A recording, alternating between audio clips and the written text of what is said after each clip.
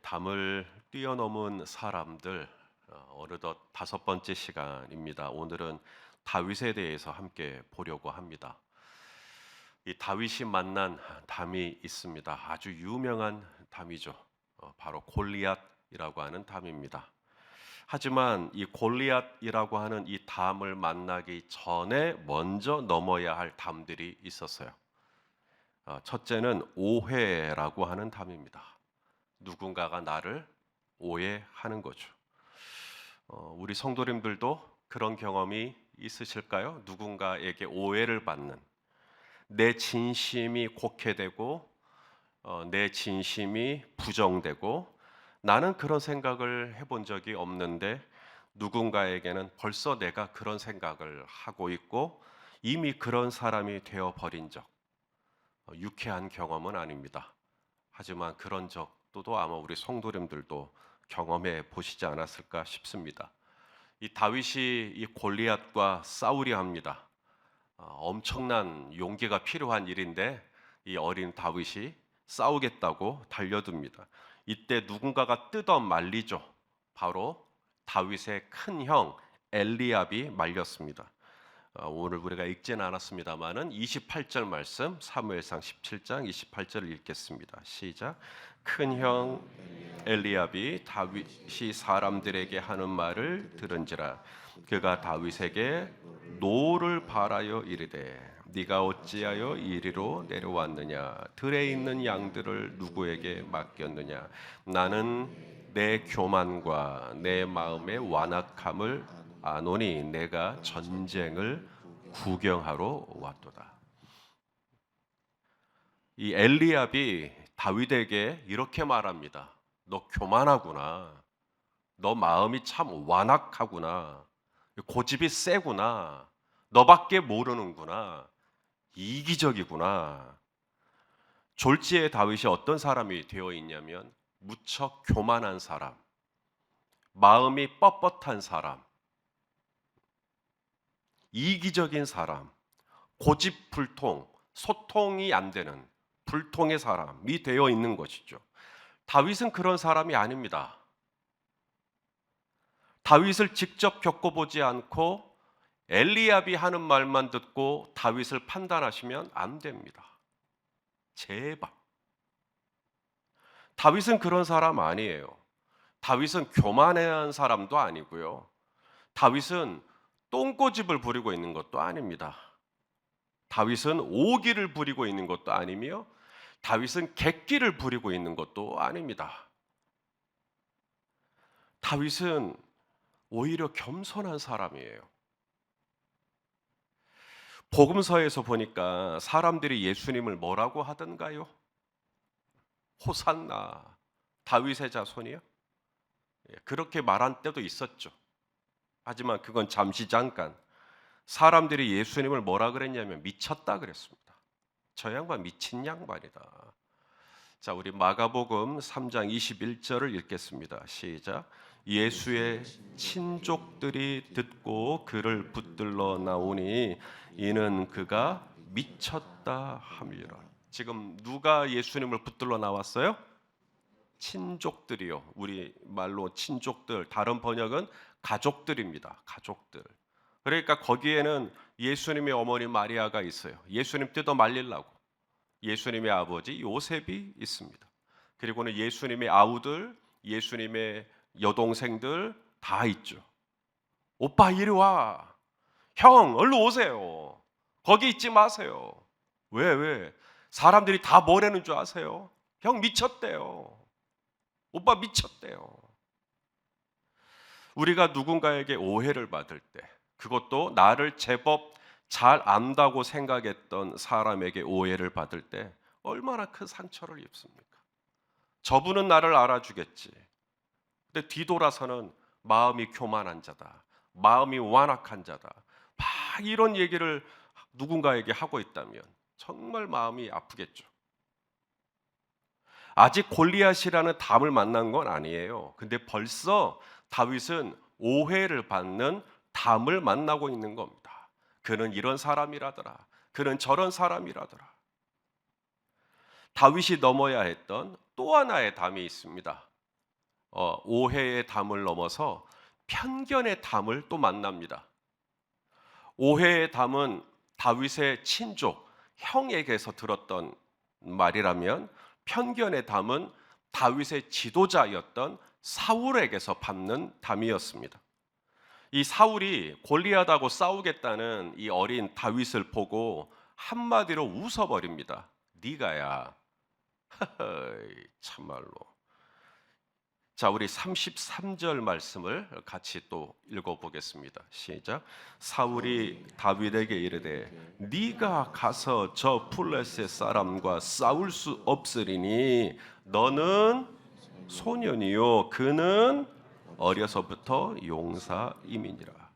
사울이 왜 다윗에게 너 안 돼, 너 안 돼 라고 했는지, 다윗은 소년이다, 어리다 이 말입니다. 너 아직 어리잖아. 골리앗은 성인이고 넌 목동이잖아. 그는 어려서부터 용사고 넌 전쟁을 해본 적이 없잖아. 골리앗은 어려서부터 수두룩 많이 싸워봤고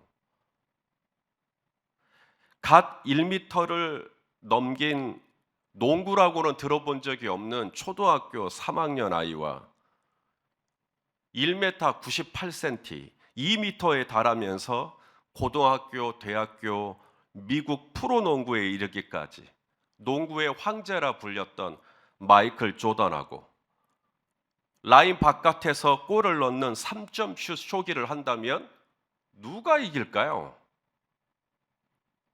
너 농구를 알기는 하냐?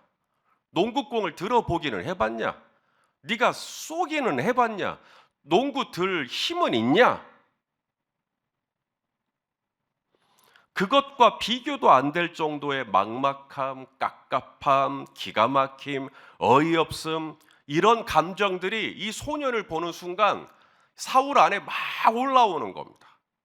나이에 대한 편견, 성별에 대한 편견, 학벌에 대한 편견, 장애에 대한 편견, 인종에 대한 편견, 직업에 대한 편견, 나이에 대한 편견 등등. 우리 또한 얼마나 많은 이 편견의 담 앞에서 좌절을 겪은 적이 있으십니까? 예수님도 마찬가지였어요. 예수님은 나사렛에서 자라셨어요. 태어나신 곳은 베들레헴인데 나사렛에서 자라셨기 때문에 사람들은 예수님을 베들레헴 예수라고 부르지 않고 나사렛 예수라고 불렀습니다. 그러자 사람들 사이에 나사렛에 대한 편견이 나오는 거죠. 나사렛에서 무슨 이런 거요. 자, 우리 요한복음 1장 46절 읽어보죠. 시작. 나다나엘이 이르되 나사렛에서 무슨 선한 것이 날 수 있느냐?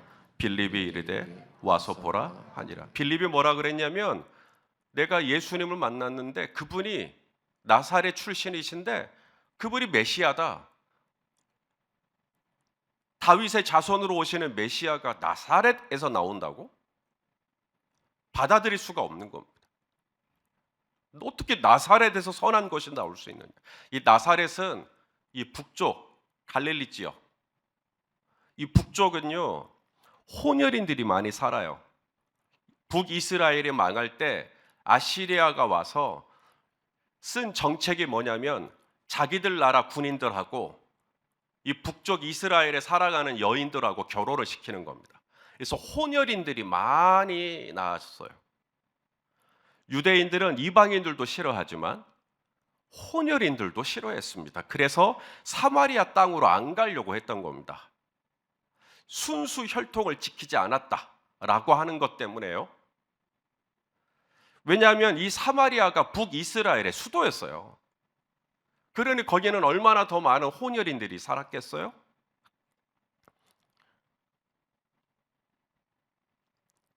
그래서 이런 지역에 대한 편견, 나사렛에서 선한 것이 날 수 있느냐? 또 요한복음 7장 15절을 한번 읽어볼까요? 요한복음 7장 15절 왜 바로바로 안 넘어가지? 자, 읽어볼게요. 시작. 유대인들이 놀랍게 여겨 이르되 이 사람은 배우지 아니하였거늘 어떻게 그를 아느냐? 이게 갈릴리 지역에서 온 선지자다 그러니까 갈릴리 지역에 대한 이 퉁치는 편견이 있는 거예요. 거기는 무식한 사람들, 어부들 사는데, 이 갈릴리가 큰 호수니까요. 그래서 그들은 글을 배울 수 없는 아주 무식한 사람들이라고 하는 이 편견이 있는 겁니다. 그런데 예수님이 회당에 들어와서 이사야 말씀을 읽고 막 하니까 저 사람은 글을 모르는데 어떻게 글을 아느냐. 서울 사람들은 자기들만 도시예요. 우리는 광주 광역시에 사는데도 서울 사람들의 입장에서는 어디 산다 그래요? 시골 산다 그래요. 엄청 자존심 상하죠. 예루살렘 외에는 다 시골입니다. 똑같아요. 그런 편견이 있는 겁니다. 거기는 학교도 없을 것이고 제대로 된 선생님도 없을 것이고 그래서 글을 배울지 않았을 거라고 생각을 하는 거죠.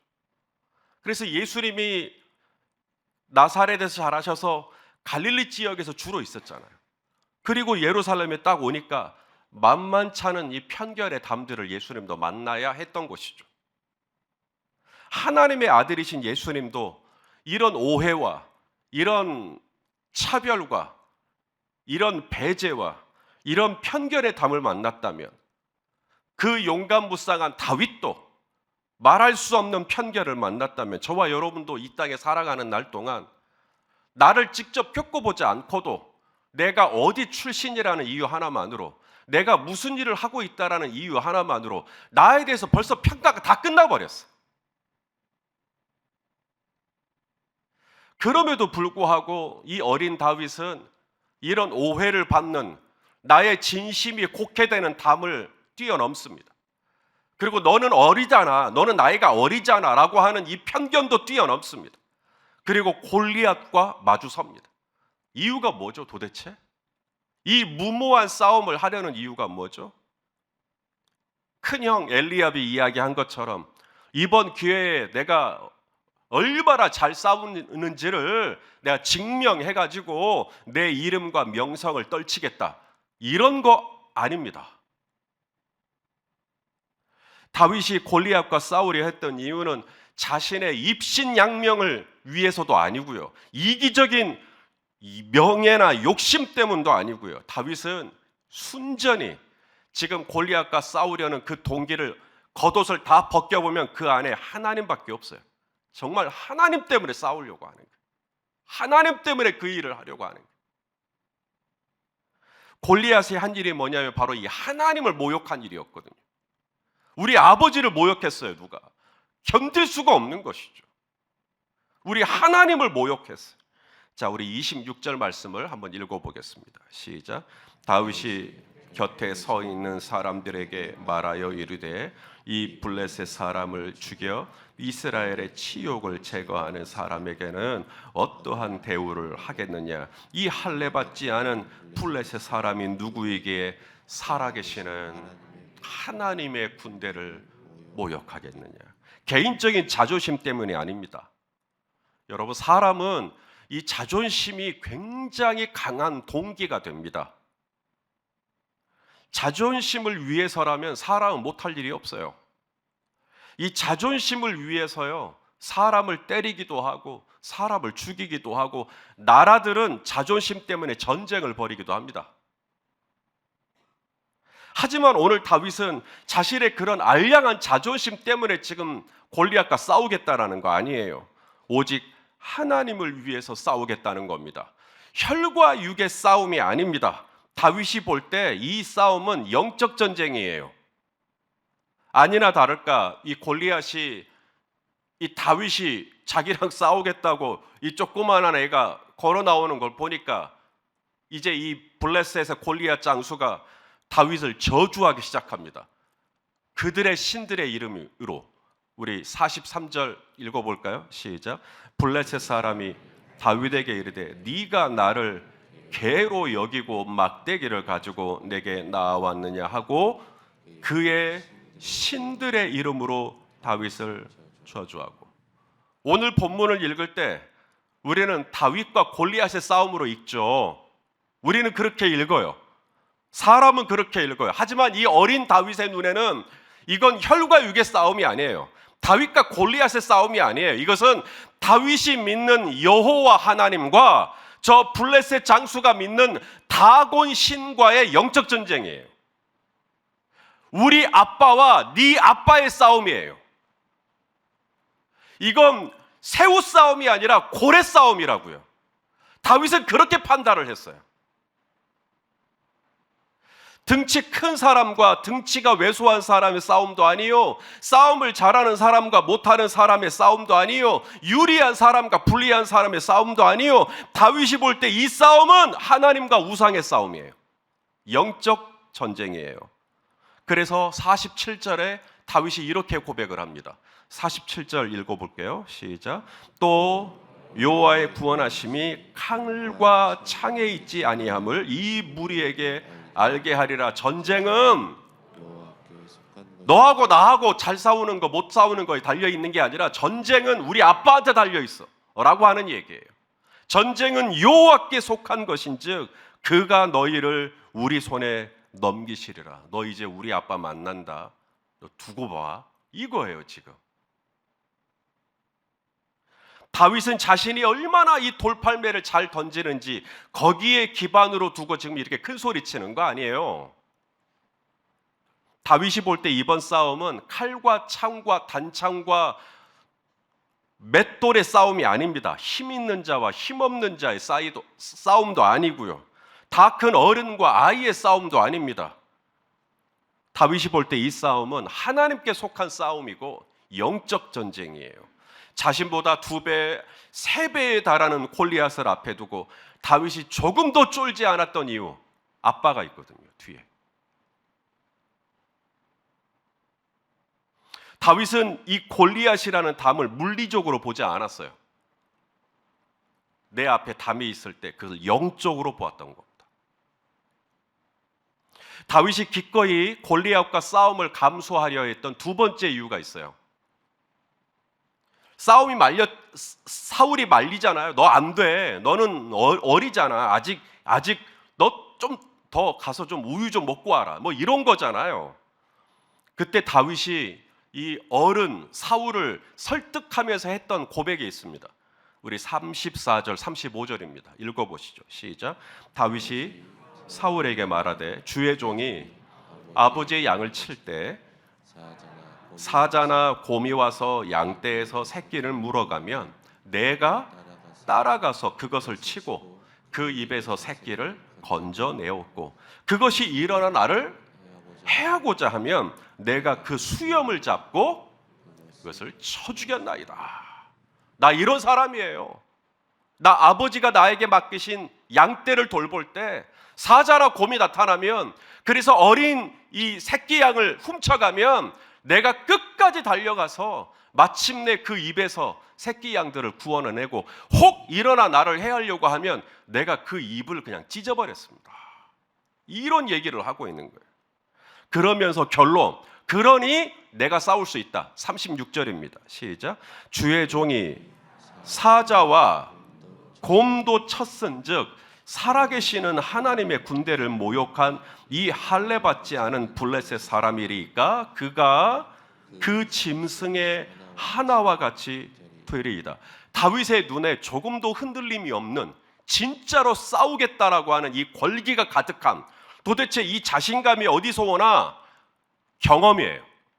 사자와 곰하고 싸워봤던 거예요. 사자라고 하는 담, 곰이라고 하는 담을 넘어봤던 겁니다. 사자와 곰의 담을 넘지 않고 골리앗이라는 담이 나타나면 감당을 할 수가 없죠. 사자의 담을 넘은 적이 없는데, 곰의 담을 넘어본 적이 없는데 어떻게 골리앗이라는 담을 감당을 합니까? 작은 담을 넘어봤던 경험이 쌓여 결정적인 순간에 3m가 넘는 골리앗이라는 담을 만났을 때 이것도 뛰어넘을 수 있겠다는 마음이 생기는 거죠. 일상에서 자잘하게 보이는 담들이 있어요. 조금만 노력하면 넘을 수 있는 담들이에요. 누군가에게는 5분 정도 기도하는 것이 담처럼 느껴질 수 있습니다. 누군가에게는 하나님의 말씀을 본문을 읽고 묵상하는 것이 담처럼 느껴질 수 있어요.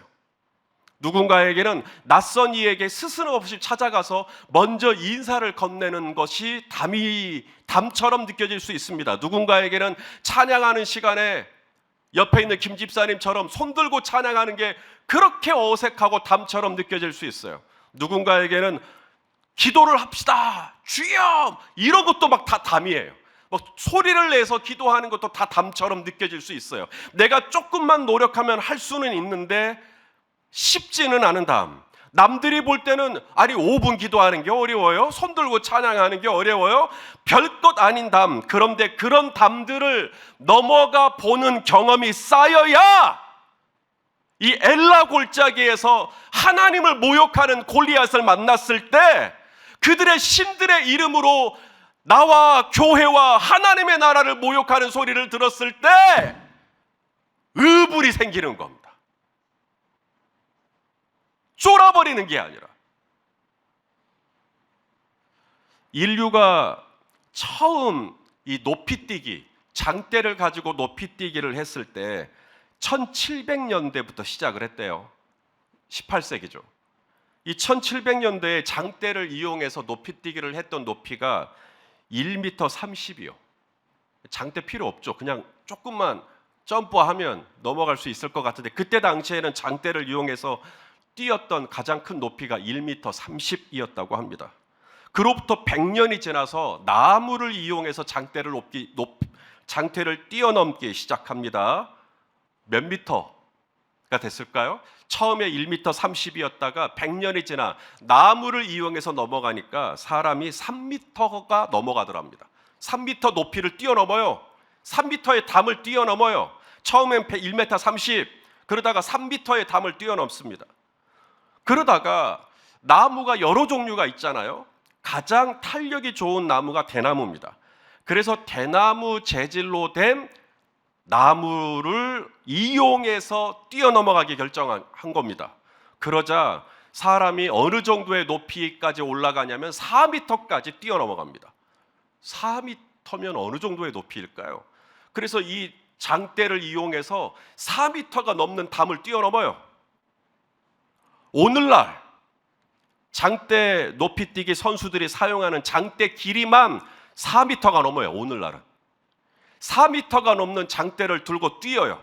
그리고는 땅에 내리꽂고 점프를 하기 시작합니다. 그래서 오늘날 장대 높이뛰기 선수들이 뛰는 높이는 6m가 넘습니다. 처음부터 6m를 어떻게 넘어요? 처음부터 4m를 어떻게 넘어요? 1m 30이라는 담을 만났을 때 이걸 넘어가 봐야죠. 그리고 3m라는 담을 만났을 때 이걸 또 넘어가 봐야죠. 그랬을 때 4m도 넘는 것이고, 나중에 6m가 나타났을 때 4m 30대는 이 장대를 땅에 꽂고 넘어갈 수 있는 마음이 생기는 거죠. 작은 담들을 넘어가는 일상의 훈련이 나중에 큰 담을 만났을 때 우리는 이렇게 고백합니다. 이 산지를 내게 주소서. 나 85세지만 하나님이 은혜 주시면 나 이 가나안에서 가장 강하다고 하는 아낙 자손이 살고 있는 저 헤브론 성읍을 내가 차지하겠소. 그렇게 갈렙이 85세의 노익장을 가지고 헤브론 성을 얻었기에 나중에 다윗이 이스라엘의 왕이 될 때 처음부터 통일 이스라엘의 왕이 된 게 아니라 일단 남쪽에 헤브론에서 먼저 시작합니다. 갈렙이 길을 다 닦아놓은 거죠.